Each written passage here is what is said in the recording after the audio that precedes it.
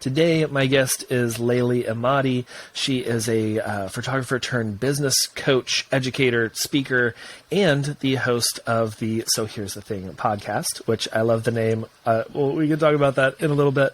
But yeah, on the show today, we are talking about how to overcome imposter syndrome. Laylee, welcome to the podcast. I'm excited to have you here.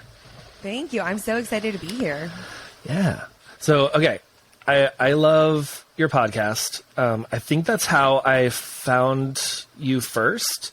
And then I saw you at a show at United last year and went to your breakout and everything, which was amazing. But yeah, I love the name So Here's the Thing, because it's just like that is very much the way that you talk too. It's just like, hey, so here's the thing. Yeah. Yeah. How'd you come up with that name, or did it just kind of like, this sounds right? You know, I actually am terrible at naming things. My business bestie, like my best business friend, who was now just my best friend, she actually named it. We were going through and we listed out phrases that I use all the time. Nice. And I do say, well, especially back then. Now I have to watch how often I say it, because then I'm like, podcast. But that's how I started, especially as a coach, as a mentor with my clients. I'd always be like, okay, so here's the thing. This is what you need to do. And that's what I say before I'm going to lay it all out there.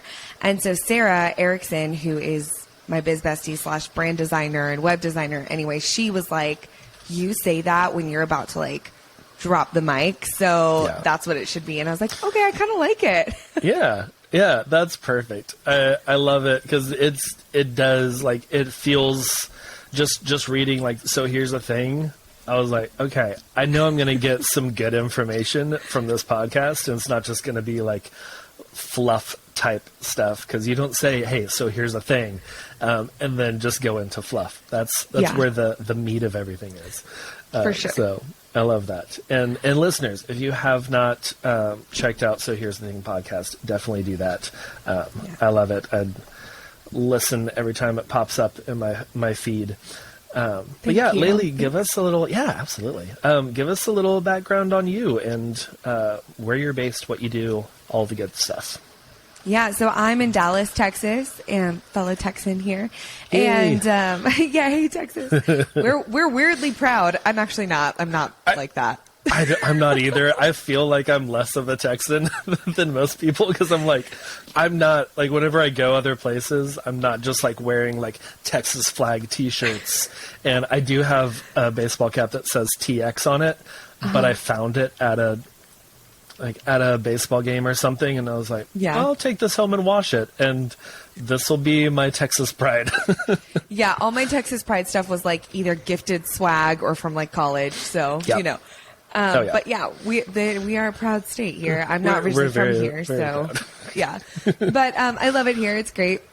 So I'm in Dallas, and I am, like you said, I'm I'm still a photographer, but former only photographer. Now I do mainly, I kind of just swapped. I went from photography with a side of mentoring and workshops to primarily education for small business owners and entrepreneurs, and creative educators with a side of brand photography. And so, yeah, I love it. It's all good things. Yeah. It sounds like a very full plate of all the great full plate. Stuff. It's a very yeah. Very full. Sometimes we have to skip dessert, but it's good. Yeah. Awesome. What led you into kind of pivoting from primarily photography with a side of education to education with a side of photography? For me, it was a couple of things. One, it was just kind of the need. So as people needed more of my time and attention in one place, I just felt like I had to kind of scale back on the photography side, because the demand for photography, I mean, it's always there, right? Once you're established in your community and your word of mouth referrals are there, it's a safe, it can be, and it should be an easy and safe kind of flow, right? Of inquiries and stuff.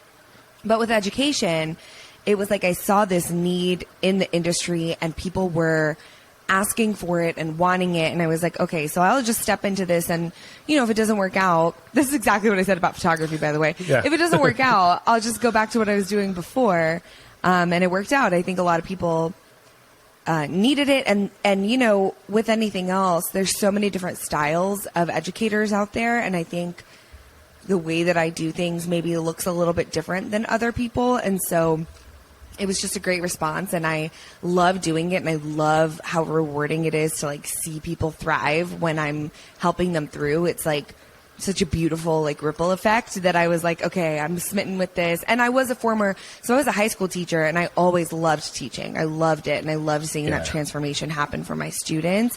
So now I get to have kind of the best of both worlds, the creative mind with the photography and the impact with education. Although I will say, I'm just going to stop myself right there, because you can make impact as a photographer. You don't have to be an educator to make impact at all. That's true. Very true.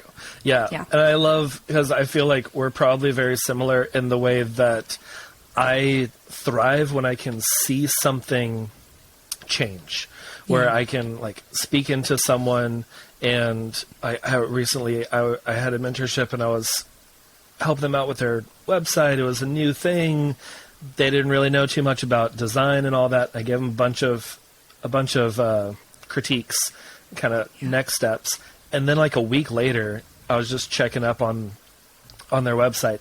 It was a completely different thing. I was like, you took what I said and then you actually put it into place. And like just seeing that happen, like that's probably why I love like puzzles or doing some sort of like woodworking or something where I like build, like my wife and I built a tower to house all of our DVDs back whenever DVDs were a thing. And we had like 400 once we got married, because we have similar tastes, but none of the ones that we had purchased really overlapped. So I was like, we'll just build this giant tower and then we can have them all there. And like that kind of building something with your hands or with your teaching and then seeing it flourish, there's something special about that. So I love that you can do that, kind of coming back from your teaching from before and then applying that with creatives. I also want to touch on something. You said this about like going into photography and then also pivoting from photography more into education. And it was, if this doesn't work out, I can go back. And I think so many times we are like, we just kind of keep ourselves in a box because we're like, oh man, I would love to do this, but what if it doesn't work out? And you can always go back. You can always go, like, worst case, you can go get a 9-to-5 job somewhere. Like, it's going to look different for your life for sure. But, the best case is it works. And then you're doing what you love. So I love that you did that a couple times in your career. Yeah. I mean, I don't think it's like a natural, I am an Enneagram 3. So I am by nature, like, I think about what other people think of me. And I think about like, if I'm going to achieve like what I set out to achieve. And so I do think it's like something that comes with practice of just being like, I can go back and like, nobody's going to judge me. Like, it's going to be okay. But it sounds very simple, but I think it's really hard for a lot of people who are kind of entrepreneurially minded to go back and be like, oh, I quote unquote failed. And it's like, no, you didn't. It's just, you have to go back and that's okay. Like, there's nothing wrong with that. Yeah. Yeah. And even if you have to go back, you learned so much through that process of maybe that business failing, or maybe the timing wasn't right for you to do this. And then you learned so much that next time you do it, or next business adventure you go on, you're going to have all that knowledge from the first time. And it just compounds and builds off of that. So yeah, I love it. You mentioned that earlier. I was like, I got to go back to that, because that was something that like kept me from doing a lot of things, just throughout my life. I've talked about this a lot on the podcast, that I was like I thought I was an Enneagram 3. I don't know what I am now. I took a test and it said I'm a 6, but I have no idea. But I'm very like, achievement minded. And, and I had like a approval idol where I wanted people's approval, and doing something where I could fail was scary, not because of the failure, but because of what other people might think of me. And the truth is, people don't really think of you as much as you think they think of you. Yeah, 100%. Like, we're thinking about ourselves so much more than anybody else. Oh, yeah. Oh, yeah. So, awesome. Well, okay, so there's a question that I really like asking. It has so many different answers, and each one is so good. Throughout your career and just life, really, has there been a lesson or a piece of advice or something that you have taken in that has transformed how you look at business or just like your life in general? Yeah, I think for me, interestingly enough, so I'm like a conference and education addict. Like, I go to everything. I love it. Not just because I host things, but I just enjoy attending. And so you'd think that like I would have heard something at one. No, my sister, my sister who has no, as she says, she doesn't have like an entrepreneurial bone in her body. She has no interest in this life. And my husband both separately said this piece of advice to me, and it wasn't even advice. It was just a question. They posed a question to me that I now ask myself before I do anything scary. And it's just like, I'm not like, you have to realistically answer this question. What is the worst that could happen if it doesn't work out? And or what is the worst that could happen? And then what would happen after that kind of thing. So, when I was, for example, when I was coming up with, I'm hosting my first like larger conference in January for creative educators.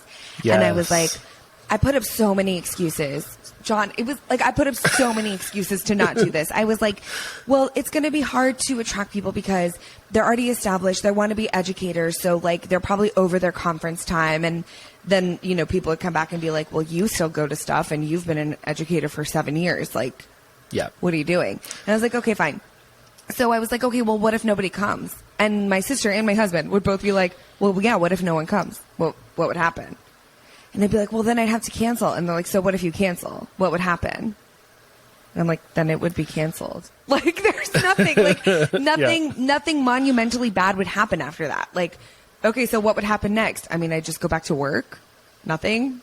And then it just, you kind of, when you think about it that way, it's not as scary because you're like, the actual worst case scenario is not that bad. You would bounce right back, you know?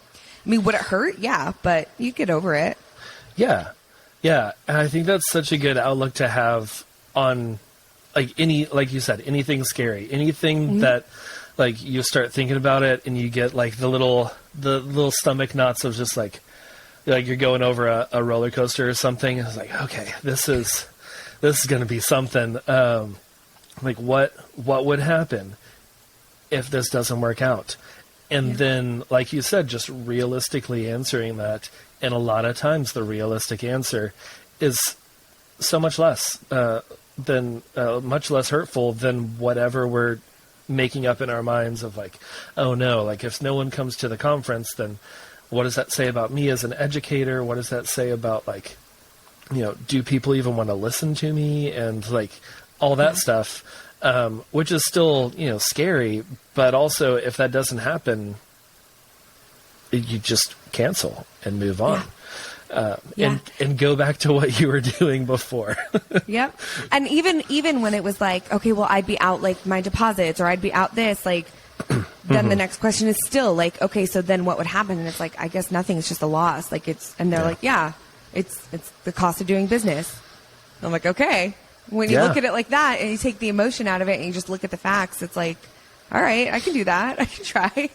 Oh yeah. Yeah. Taking the emotion out of it and looking at it like as a business instead of as a person.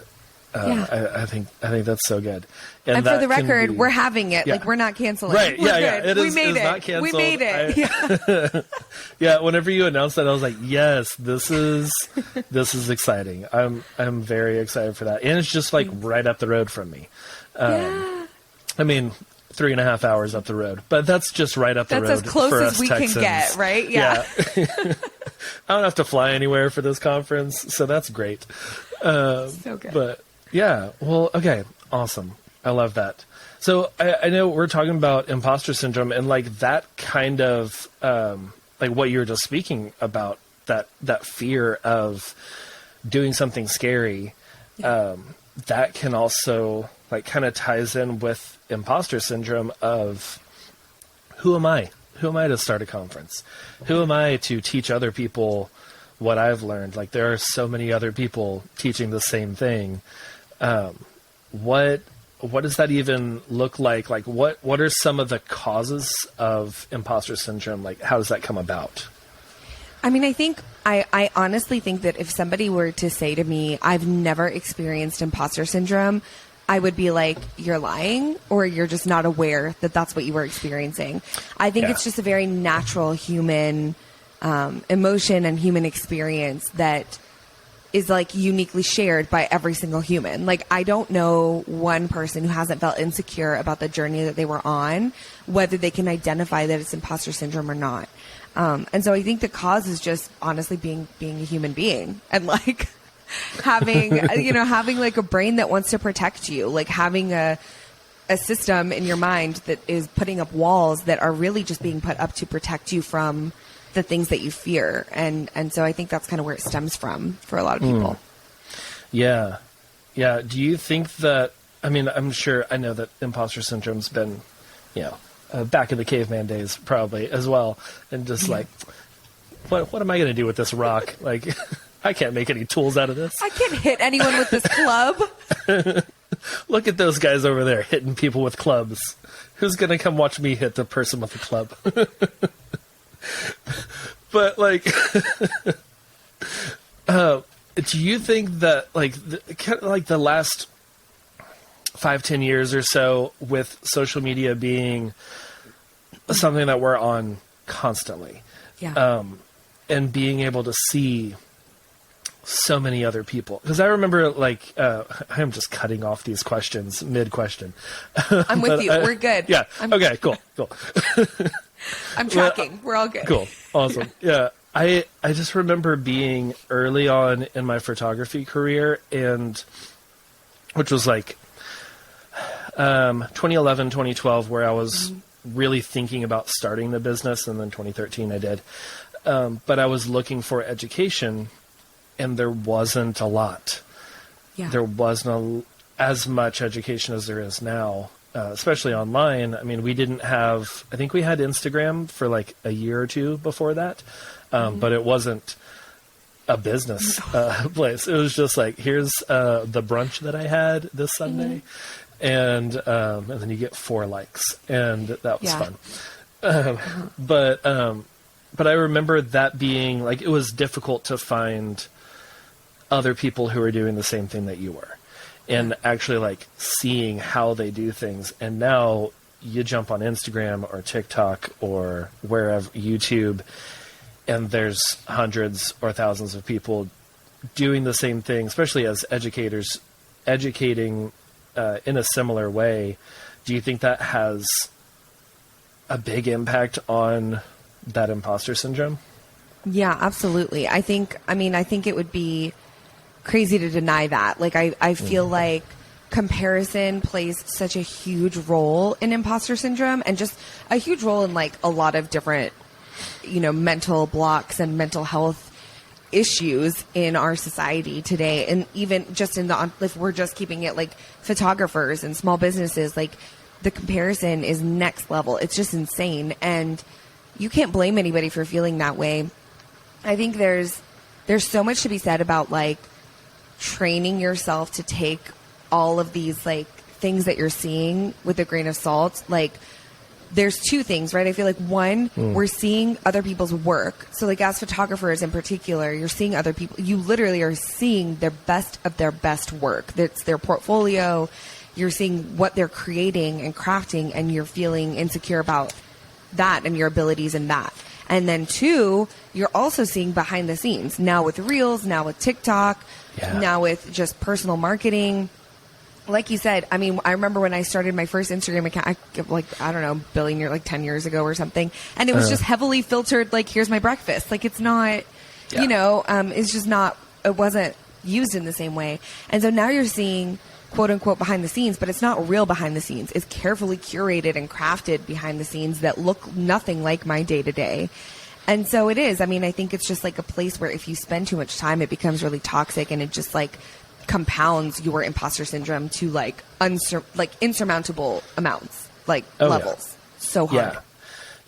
Yeah, I agree. That's like definitely, I feel that the more that I'm on just scrolling and just like not being, not connecting, not engaging with my followers, or like, you know, diving down hashtags or doing something where I'm educating on social media, but I'm just scrolling and just taking in everything that everyone else has put out there. The more that I just mindlessly scroll and absorb, the more my imposter syndrome kicks up. Yeah. Because I'm seeing those curated feeds and like the behind the scenes reels and stuff. Like I have this corner of my office. This corner of my office is clean and clear and like put together, although my books on my shelf fell over, and I haven't put them back up. It's art. It's art, yes. These are the books that I've read. The 2 that are still standing are on my next list. But like, this is where I curate reels. And like anyone who watches my reels, you will see the snake plant in a lot of them. And, but like, I don't do reels on this side of the office because there are boxes over there and that shelf is messy and I just have like a blanket laying across this chair. But that's like, if you think about how you curate your own reels or how you pick the photos that you share on your site, and then you look at others, you're like, oh yeah, I'm actually curating mine as well. I'm posting my best of photos because I'm not posting the one that I'm not proud of. I'm not going to post that unless it's some sort of like inspirational post of like, see, everyone still makes mistakes. Look at this. Their eyes were closed and I delivered this to them. True. But like you were saying, this, like, the more that you take in that, the more that imposter syndrome grows. And I think it's good to have those kind of regulations, not to where you're not on social media and not engaging and not being on there, because it's definitely fun to scroll TikTok. I enjoy it. I save a bunch of posts and then I share them with my wife at the end of the day, and she shares hers with me, and it's a fun little thing. But it's kind of like what you were saying. Just, it's too much. It can hurt you. Yeah. Kind of like with anything. Too much of anything will. Yeah, absolutely. I mean, I think it's so important to just kind of enjoy it for what it is. Take it with a grain of salt. And if you find that it's overpowering you, just take a little break and step back from consuming content as much as you're creating it. Yeah. Yeah. I love that. So like, with that, as we're getting that, like having that imposter syndrome kind of building up, how does that manifest in our businesses? What does that look like as we're moving forward, trying to go in our business? Like, how does imposter syndrome pop up? Yeah, I mean, I think it could pop up in so many different ways. I think it could be anything from pricing yourself for your services and just underpricing. And then when it's time to raise your prices to match the market or to match your work or to match your experience level, just kind of standing in your own way and thinking, just kind of like, to quote you back to yourself, like, who am I to charge this amount? Like, this is insane. Nobody's ever going to pay me for this. Yeah. Things like that. Or even just showing up on social, like I said, personal marketing is so important now for photographers, for service-based entrepreneurs, for anybody who's front-facing with their clients, for people to be able to get to know you before they book you.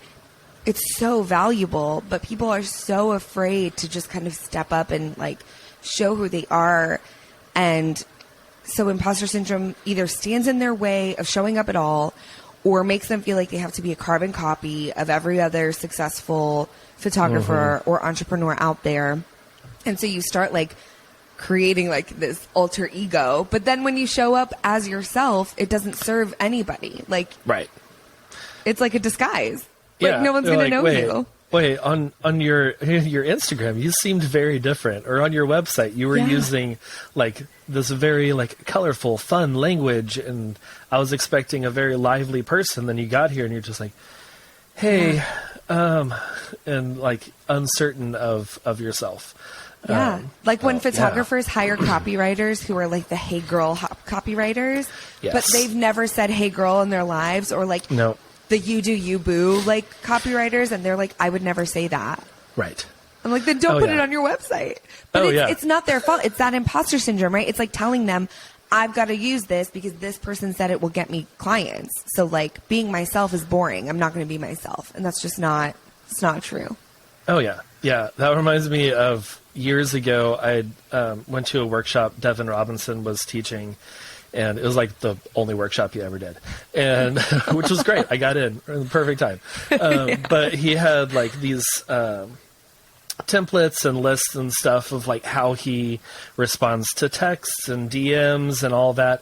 And he's very much a "Hey girl," like, you know, you do you, oh my gosh, and OMG and all the you know, the hype emojis and all that. I'm not a "Hey girl" person. I'm a like, what? That's amazing. Like I'm excited like that, but I'm not like, girl, you look amazing in that dress. And but that's that is what very much say. Devin. Yeah. That's Devin for sure. And like I got those templates and I was like, I'm gonna have to change a lot of this because I'm not gonna DM someone like, "Hey girl, you look like slay, you look amazing," and then whenever they get to know the actual me. Right. And I don't use the word slay at all, unless it's ironically.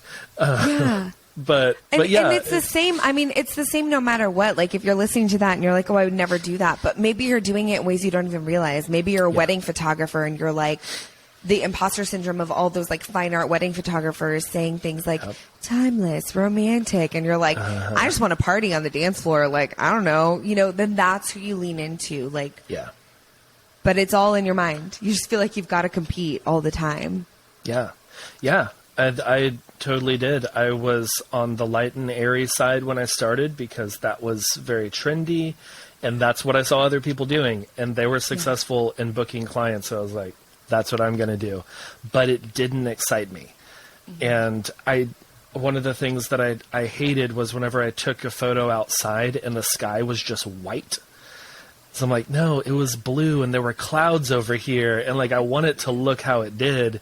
And yeah, also the party on the dance floor, like, get me out there. I will probably accidentally knock some kid in the head with my camera swinging around while I'm dancing. But like, it's definitely happened a few times. But like, but yeah, it took me years to really get to allow myself to shine instead of doing what other people were doing. And I didn't realize that was imposter syndrome of I can't be myself. I can't be authentic because I have to be someone else. And I was really, like you were saying, just kind of being a carbon copy of someone else because they were successful. And I figured if I did that, I would be successful. But yeah, like, I didn't like putting things together. Now you're mentioning this, and like I didn't realize that was imposter syndrome back in the day, where I was fearful that people wouldn't book me if I was authentic to myself, and I had to be someone else. Yeah, it's like therapy over here for old John. I love it. Yeah, I love it. Yeah. Okay. So, what are some things that the listeners can do if they're like, okay, I also didn't realize that was imposter syndrome, and I'm seeing that in my work or how I show up to people, or like, you know, your inquiry response of just like the 17 exclamation points and you're not an exclamation point person. Like, what are some ways that they can be more authentic and not be fearful of failure and being rejected? I think first and foremost, and this is advice I give like on any topic, so that's kind of fun stuff. Just working on self-awareness and like kind of doing the self-audit of okay, where are these gaps? Because maybe you are listening to this and you're like, I never put 2 and 2 together. I just thought I was just doing what I needed to do in order to be successful. And in fact, like, I'm a prime example of that too, John. Like, when I was starting and I was like, okay, I'm going to put on like I'm going to pretend I'm like a white blonde 22-year-old and that's how I'm going to be successful because that's who was on stage. Like, Yep. And that's not who I was. I was already like a grown-up teacher who also is Middle Eastern and has it's just like not shared experiences, right? Right. But I thought, like, I can't show up with my own stuff. And I also didn't put those things together. But I would say self-awareness is key. Like, looking at what you're putting out there, looking at where you're feeling maybe disconnected from your content. Maybe you're feeling like this actually doesn't align with who I am. Maybe you're feeling like, okay, these prices make me resentful. Like, I think a lot of times people look at things and they're like, oh, I need to make more money, so that's why I'm going to raise my prices. But I would challenge you to look at, okay, when you get an inquiry, are you excited or are you like, oh my gosh, now I have to go work my booty off for 2 hours and get paid half of what I probably should be making? Yeah. Then listen to yourself. Like, listen to that self-aware little voice in the back of your head that's like, oh, do I really want to do this other session that's like not at all worth my time? Then it's probably not worth your time. I mean, maybe get an audit from John. You know what I mean? Like, find a coach and get an audit, but like, self-audit as much as you can and really just look at what you're putting out and where you feel connected and where you feel disconnected. And I think that's a great starting point for like, how much of this is really me and how much of this is based on insecurity or fear or not feeling like you're enough or good enough for, for your audience. Oh yeah. Yeah. I definitely felt that. I remember because whenever I started, I was charging $500 for an 8-hour wedding. Oh my God. Yeah, I know. And I was like, this is probably too much. Like, I was coming from like an $8 an hour 9-to-5 job. So I was like, this is a lot. I don't know anyone who would pay this much money. And I remember the day I had been doing that for probably a year, like probably did 10 weddings around that price. And then I jumped up to $1,000 for 8 hours. And I was like, I don't know no one is going to, I'm going to have to go back down to 500. There's no way anyone is going to pay over, that's 4 figures. Who's going to pay 4 figures for a wedding photographer? And then the first person, I happened to be at a wedding venue picking up a battery that I had left plugged into the wall from the wedding before. Relatable. Yeah. And I was walking in and they were doing a tour with a bride. And they're like, oh, yeah, this is John. Yeah, he actually did the wedding here last night. And then she was like, oh, cool. Do you have a card? And I gave her a card. And then she was like, what do your prices start at? And my stomach was just like, do I say 500 or do I say 1,000? And I was like, I'm going to do it. Like, I felt that imposter syndrome of she's going to be like her eyes are going to turn into saucers and just run away. And I was like, oh yeah, 1,000. And she was like, oh, that's great. I'll give you an email. And I was like, oh, okay, cool. And she was an actress and stuff. So $1,000 was super cheap, but yeah, it was, and after that imposter syndrome just like went away because I put myself out there and then it was received back of, no, actually you do belong in this price range, and needed to be charging more. 2014, John, like you should have been charging more. So yeah, I think like you were saying, like a lot of times we have that fear of not being accepted and not being worth what we're giving. And that a lot of that is failure to do a self-assessment. Because if I had done a self-assessment back then, I would have realized my photos are pretty good.